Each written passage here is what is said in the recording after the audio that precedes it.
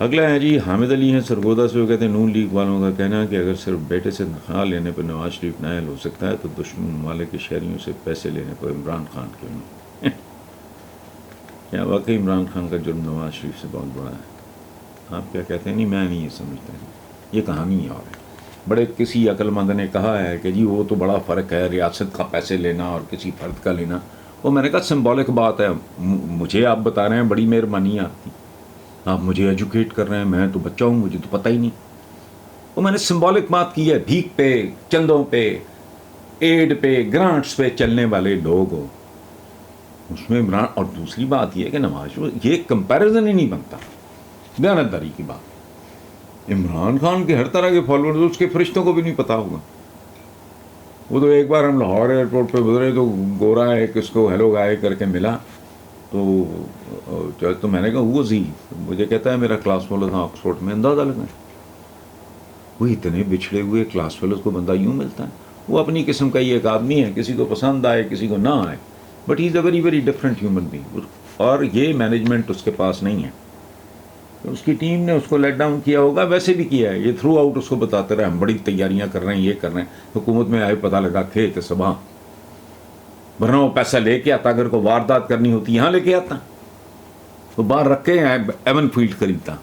وہ جس آدمی نے لاکھوں کروڑوں پاؤنڈز نہیں لیے، چونکہ جب جمائمہ سے افسوسناک بات تھی جب ڈیورس ہوئی ہے تو ان کے تو قانون کے مطابق آدھی پراپرٹی اس کی عمران کو مل رہی تھی، انہوں نے کہا ابھی، اس نے کہا نہیں میں نے کیا کرنی، وہ اس کا چکر یہ وہ باقی وہ بھی کہنے کو۔ دیکھو ایک بات میں آپ کو بتاؤں، آپ نے کہا نواز شریف بیٹے کی تنخواہ، وٹ ربش۔ ایل کپون بہت بڑا مجرم جس پہ موویز بنی، ناولز لکھے گئے، ایل کپون شکاگو کا تھا، تو میں تو اس کی نسل کے لوگوں سے بھی ملا ہوں۔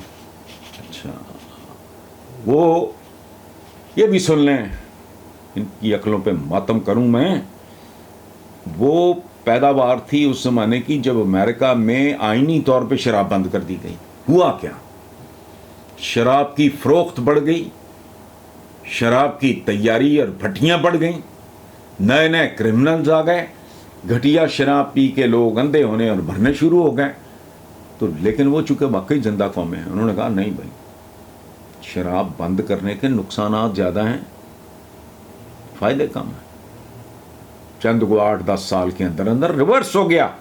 ایل کپون اس کرائسس کی پیداوار تھا، اس نے بے تحاشا پیسہ بنایا، بڑے سے بڑے جرم سے وہ بچ نکلتا تھا اور وکٹری کے نشان بناتا تھا، جیسے ہمارے یہاں یہ جرائم پیشہ عدالتوں سے نکل کے بناتے ہیں۔ اس کے بعد کیا ہوا؟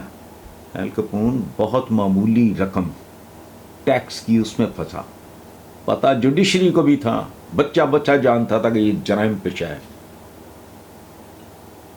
سب کو پتا تھا، لیکن وہ پکڑا ہی نہیں دیتا تھا، بڑے سے بڑا جرم کر کے پکڑا ہی نہیں دیتا، بس پھر اتنے سے ٹیکس پہ پکڑا گیا اور پھر انہوں نے ٹھوک دیا۔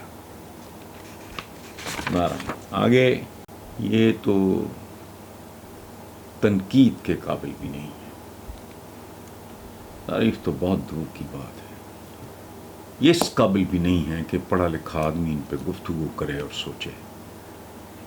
یہ فرقہ بندی اور یہ وہ قرآن پاک میں لکھا ہے، میں تو نہیں کہہ رہا۔ دوسری بات یہ ہے، میں آپ سے ایک سوال پوچھتا ہوں، وہ یہ کہ 75 سال باقی تو چھوڑیں، اسلام کی ایج تو جتنی ہے وہ مسلمان بچہ بھی جانتا ہے، پاکستان کو 75 سال ہو گئے، تبلیغ اور تبلیغیوں کی تعداد اتنی ہے کہ گنی نہیں جا سکتی، اور ماشاءاللہ بیرون ملک بھی تبلیغیں کرتے ہیں، اندرون ملک بھی لگے رہتے ہیں، بڑے بڑے اجلاس۔ مجھے ایک بات بتائیں، ایک عام اچھے ایوریج بہت اعلیٰ، میں اللہ معاف کرے میں کوئی صحابہ کی بات نہیں کرنا، ایک عام اچھے مسلمان کی ایک خاصیت بھی آپ کو اس معاشرے میں نظر آتی؟ انصاف ہے؟ نہ عدالتی انصاف نصیب ہے، نہ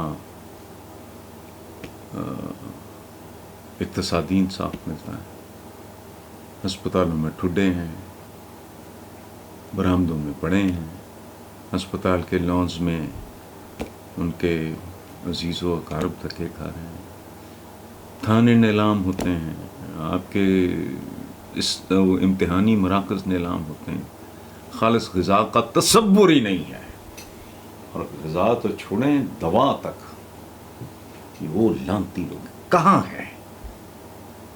میری ایک کلاس فیلو ہیں پرانی، وہ ماشاءاللہ پی ایچ ڈی ہیں، مشیگن یونیورسٹی میں ہیں غالباً، ان کا نام ہے خالدہ ذکی، ڈاکٹر خالدہ ذکی۔ وہ ایک بار بڑے سالوں کے بعد پاکستان آئیں تو میں نے کہا یار اپنا آپ یہ بتاؤ کہ کیا فرق کتنے سالوں کے بعد دکھائی دیا؟ اس نے کہا ہمارے ہاں اسلام نسبتاً بہتر تھا 60s میں، دکھاوا نہیں تھا۔ اب میں دیکھتی ہوں کہ اسماء الحسنہ اللہ پاک کے نام نہر کے کنارے درختوں پہ، تو کہ اس زمانے میں یہ بہت رواج تھا، آج کل نہیں ہے۔ کوئی اللہ چوک ہے، بسم اللہ ڈرائی کلینر ہے، 6 دکانیں چھوڑو تو نیو بسم اللہ ڈرائی کلینر ہے۔ اس نے 50 چیزیں گناتی، اس نے کہا سارا زور ظواہر پہ ہے، اسلامی شہد یہ لکھنے کی کیا ضرورت ہے؟ مکھیاں تو ہندو سکھ مسلمان عیسائی یہودی نہیں ہوتی، اسلامی شہد یہ لوگوں کو بیوقوف بناتے ہیں، شہد گندا ہوتا ہے اور جعلی ہوتا ہے۔ انہوں نے بڑی عجیب و غریب بات کی کہ یہاں دودھ جیسا ہمارے بچپن میں، وہ ظاہر ہے وہ ڈاکٹر خالدہ جو ہیں میرا ہی ایج گروپ ہے، تو ان کا میرا بچپن، میں نے کہا ہم بالکل ٹھیک ہے۔ اس نے کہا ہمارے بچپن میں دودھ کو اللہ کا نور کہتے تھے، اور یہ آج بچوں کا دودھ کیمیکل سے بن رہا ہے، بے شرم بے غیرت۔ یہ بھی ایک تو رمضان پہلے اتنی بڑی داڑھی، اتنا بڑا وہ، تو وہ پکڑا کس بات پہ گیا وہ؟ اچھا روز 10-20 لوگوں کو وہ روزہ بھی افطار کراتا تھا، پکڑا گیا وہ بدبخت شیطان، یہ بہروپی ہیں، وہ پکڑا اس چکر میں گیا کہ یہ جو نہیں یوٹیلیٹی سٹورز، اس کے اسٹاف سے مل مل کے پتہ نہیں کتنے من چینی اس نے، وہ اوقات ہے۔ تو آپ تو بہت دور چلے گئے نا خرم علی خان صاحب، اس تقسیم پہ تقسیم کہاں؟ ہم تو گلی میں اکٹھے نہیں ہیں۔ قائد اعظم محمد علی جناح نے کہا یہ تو کل کی بات ہے بھائی، یونٹی کریٹس ڈسپلن، یونٹی نام کی وہ چیز ہے ہی نہیں۔ پوری دنیا میں 1 ارب 60 کروڑ مسلمان رہندہ درگاہ ہے،